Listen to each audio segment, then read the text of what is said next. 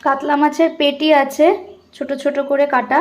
তো এই মাছটাকে আজকে ভাপা করব, কাতলা ভাপা। নুন হলুদ দিয়ে ম্যারিনেট করে রাখলাম, 10-15 মিনিট এটা থাক। কিন্তু এটাকে আমি কাঁচা মাছ ভাপাবো না, একটুখানি শ্যালো ফ্রাই করে নেব। চিংড়ি বা ইলিশ ছাড়া বাকি কোনো মাছ মানে রুই কাতলা এগুলো ভাপা করলে আমি একটু শ্যালো ফ্রাই করে নিই, একদম কাঁচা মাছে বানাই না। একদম হালকা করে ভেজে নিচ্ছি।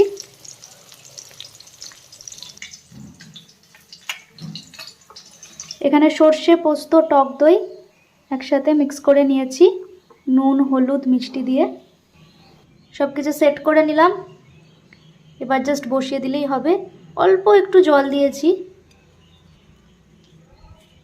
আর ওপর থেকে কাঁচা সর্ষের তেল ধনেপাতা কুচি সব ছড়িয়ে দিয়েছি। এবার বসিয়ে দেবো। আর কি কি রান্না করেছি তোমাদেরকে দেখিয়ে দিই। এখানে রয়েছে মূলোর শাক, বেগুন দিয়ে ডাল বাটা দিয়ে করেছি। এই যে ডাল, মুগ ডাল, মাছের মাথা দিয়ে মুগ ডাল। বাড়িতে থাকলেই খালি শুধু আবদার আর আবদার, আবদারের শেষ নেই। এখন বলছে বক ফুলের বড়া খাবে, বক ফুলের বড়া বেগনি এইসব খাবে। ও বাবা হয়ে গেছে, নিয়ে যাও। খুব গরম। এই যো ভাপা একদম রেডি, গরম গরম। আর এখানে আমি ভাতও বেড়ে নিয়েছি আমার। বাবা পরে খাবে, এখন ওই ভাজাভুজি খাচ্ছে, পরে যখন খিদে পাবে খাবে। আমাকে একটু বেরোতে হবে, সেই কারণে আমি লাঞ্চটা করেই নিচ্ছি একেবারে।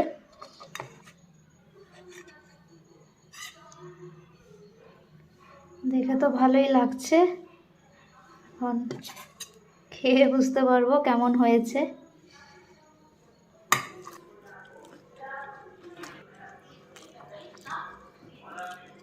মূলোর শাকটা দারুণ হয়েছে। ডালে একটু লেবু চিপে খেতে বেশি ভালো লাগে, লেবু কাটার আর সময় পাইনি। এবার খেয়ে দেখবো ভাপা, কাতলা মাছের ভাপা।